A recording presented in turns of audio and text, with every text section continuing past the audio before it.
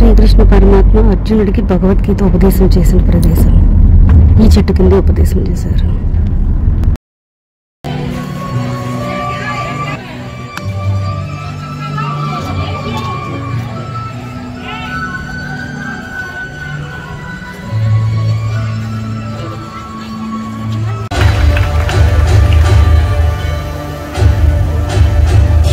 अर्जुन ने देखा कि सामने भीष्म और ध्रुव थे. उसने देखा कि सामने खड़े सभी शत्रु योद्धा उसके पुरखे और दादा हैं, उसके आचार्य और मामा हैं, भाई बेटे पोते और पूरे जीवन के संगी साथी हैं. उसने देख लिया कि सामने खड़े मरने मारने को आतुर लोग सब उसके अपने थे और व्यथित होकर वो बोल उठा, कृष्ण, न मुझे विजय चाहिए, न राज्य, न सुख. हमें राज्य मिले भी तो क्या होगा? भोगों का हम क्या करेंगे? जीने में क्या रखा है? ये सब के सब मेरे आचार्य, मेरे गुरु, मेरे पिता चिंतित नहीं हुए, बल्कि उसकी बातें सुनकर ऋषिकेश कृष्ण कुछ हंस पड़े और अर्जुन से बोले,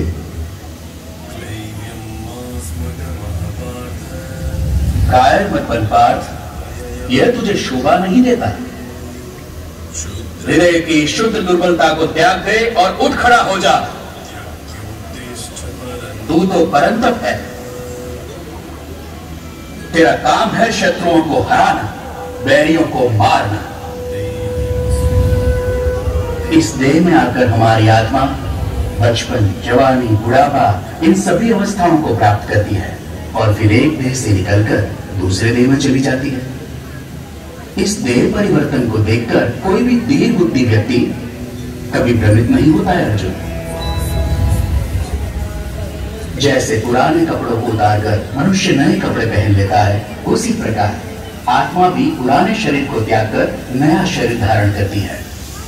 इस आत्मा को ना तो शस्त्र काट सकता है और ना आग इसे जला सकती है, ना इसे पानी भिगा सकता है और ना ही हवा उसे सुखा सकती है.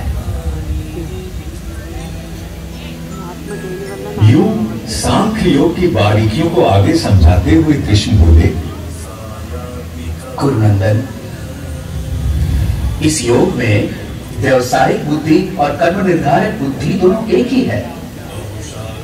लेकिन जो अव्यवसायी है, अकामी है, अकर्मण्य है, उसकी बुद्धि तो अनंत शाखाओं में बढ़कर भटक जाती है अर्जुन.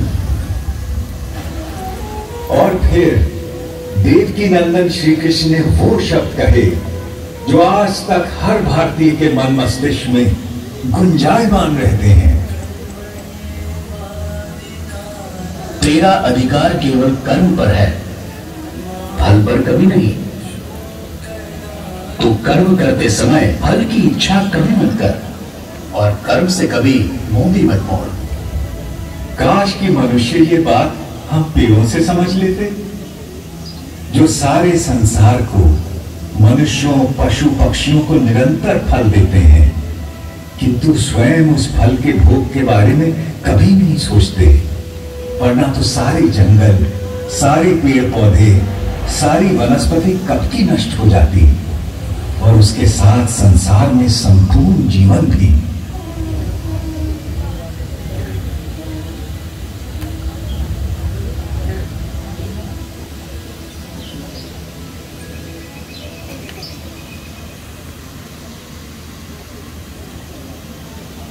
आपकी बातें मिली जुली सी है जनार्दन.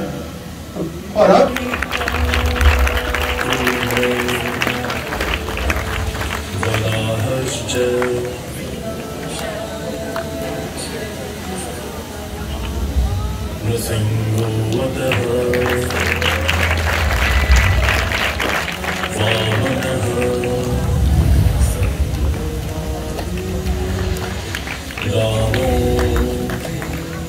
परशुराम रामश्च चतुर्दशः अर्जुन के सीधे संशय के बाद भगवान ने उसे ध्यान योग के बारे में इस प्रकार बताया। श्रद्धावान, खोजी और इंद्रियों को जीत चुके व्यक्ति को ही ज्ञान प्राप्त होता है, और ज्ञान प्राप्त होने के बाद उसे शीघ्र ही परम शांति मिल जाती है। हे कृष्ण, आपने कर्मों से संन्यास की और फिर कर्मों के योग की भी प्रशंसा की। इनमें से सचमुच कौन सा हितकारी है? कृपया निश्चित करके मुझे समझाइए। अर्जुन, अपना उद्धार अपने आप ही किया जा सकता है, स्वयं को कभी गिराना नहीं चाहिए। हम अपने मित्र भी स्वयं ही हैं और स्वयं ही अपने सबसे बड़े शत्रु भी। जो बहुत खाता है ना तो योग उसे मिलता है और ना ही उसे जो बिल्कुल नहीं खाता। ना ये बहुत सोने वाले को मिलता है और ना ही बहुत जागने वाले को। जो यथा योग्य खाता है, जो यथा योग्य पैदल चलकर विहार करने आता है, कर्म में यथा योग्य प्रयास करता है, जितना सोना चाहिए उतना सोता है, जितना जागना चाहिए उतना जागता है। ऐसे योगी का योग ही दुखों का नाश करता है। यही तो विलक्षणता थी श्री भगवान के उद्गारों की, जिसमें जीवन के प्रत्येक पहलू की बात समाहित थी। परंतु अर्जुन ने फिर एक प्रश्न किया। कृष्ण, मन चंचल तो होता ही है, वो शक्तिशाली और कठोर आदताई भी है। उसे बस में रखना तो हवा को रोक कर रखने जैसा कठिन लगता है मुझे। निसंदेह महाबाहो, निसंदेह मन बहुत चंचल है और उसे बस में करना बहुत कठिन। किंतु कौनते, अभ्यास और वैराग्य से इस चंचल मन को भी वश में किया जा सकता है। भूत प्राणियों का महेश्वर और अजन्मा मैं इन सभी कार्यों को करने के लिए इस मानव देह पर आश्रित हूं। वो मेरे परम भाव, मेरे परमात्मा तत्व को न जानते हैं न पहचानते हैं। किंतु मैं पत्र, पुष्प, फल, जल, जो कोई भी मुझे भक्ति भाव से अर्पित करता है, मैं ऐसे भक्त का हर उपहार बिना किसी भेदभाव के स्वीकार करता हूं। ये सब जो आपने मुझे बताया है केशव, उसे मैं 100% सच मानता हूं।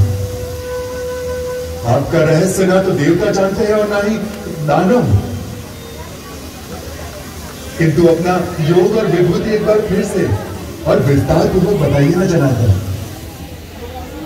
क्योंकि आपकी वाणी और वचनों को सुनकर मुझे तृप्ति नहीं होती।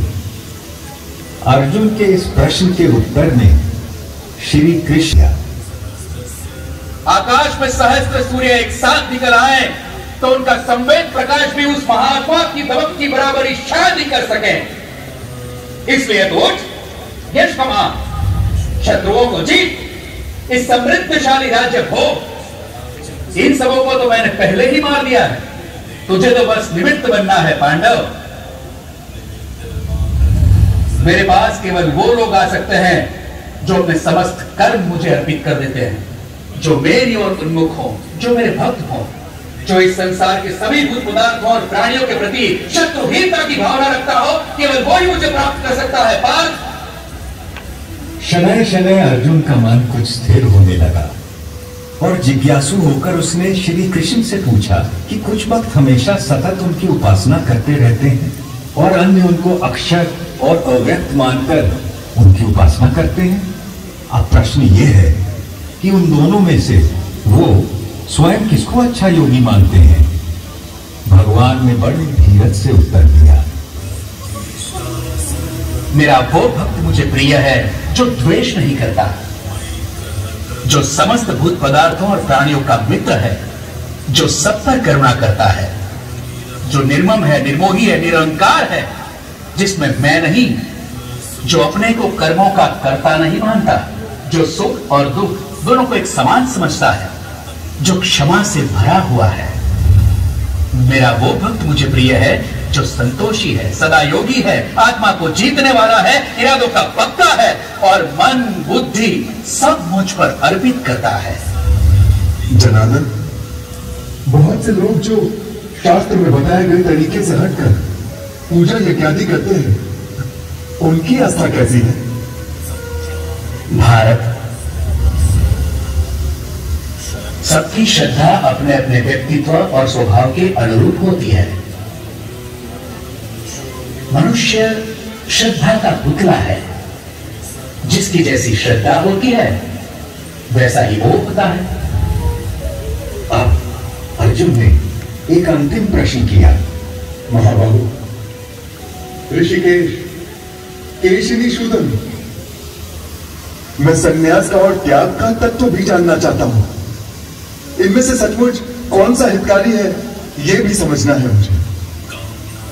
कवि, मेधावी और विद्वान एक बात अच्छी तरह से जानते हैं कि संन्यास उन कर्मों का परित्याग है जो फल की कामना से किए जाते हैं, और दूसरे विवेचक सभी कर्मों के फल के त्याग को ही त्याग मानते हैं। सात्विक कर्ता वो है जिसमें आसक्ति नहीं होती, जो अहमवादी नहीं होता, जो धैर्य और उत्साह से भरा होता है, जो काम के पूरा होने ना होने में सिद्धि असिद्धि में भी निर्विकार रहता है। इसलिए हे पार्थ, तू सभी धर्मों का त्याग करके मेरी शरण में आ, मैं तुझे सब पापों से मुक्त कर दूंगा। तू शोक मत कर। पांडव श्रेष्ठ महाबाहु अर्जुन, अर्जुन, आपकी कृपा से मेरा भ्रम नष्ट हो गया है, स्मृति वापस लौट आई है, संदेह दूर हो गए। और अर्जुन ने अपना गांडीव उठा लिया और प्रतिज्ञा तान दी। अब महाभारत होने को कोई नहीं रोक सकता।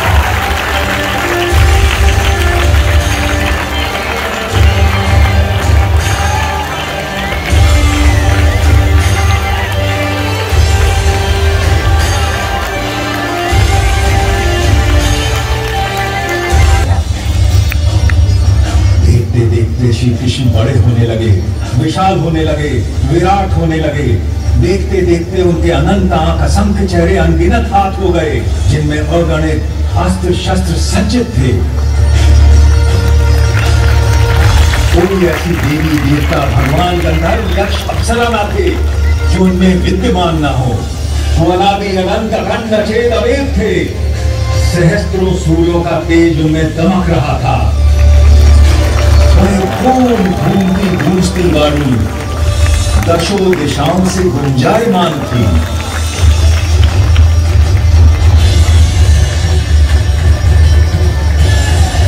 मैं अक्षर हूँ, अनिर्देश्य हूँ, अव्यक्त हूँ, सर्वज्ञ हूँ, चिंतन से परे कूटस्थ हूँ, अचल हूँ, हूँ।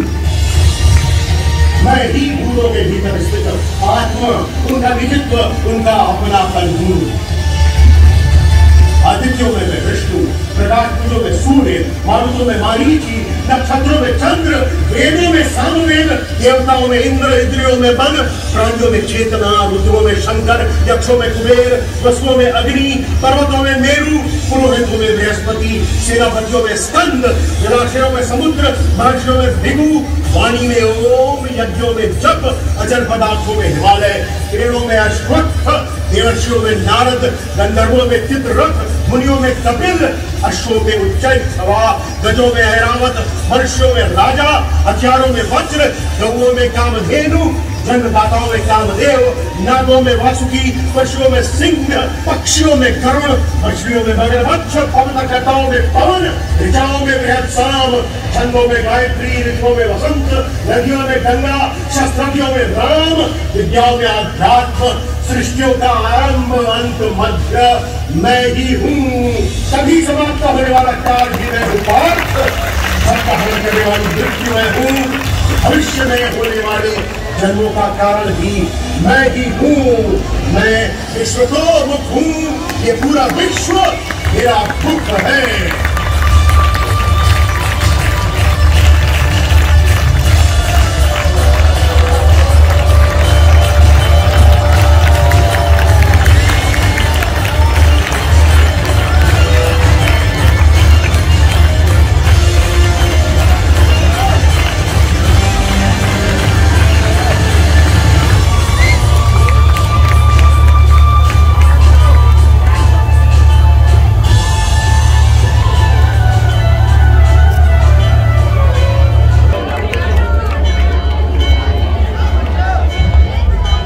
मैं बड़भागी था जो उस दिन भगवान का विश्व रूप अपनी आंखों देख पाया और व्यास जी की कृपा से वासुदेव कृष्ण और महात्मा अर्जुन के बीच का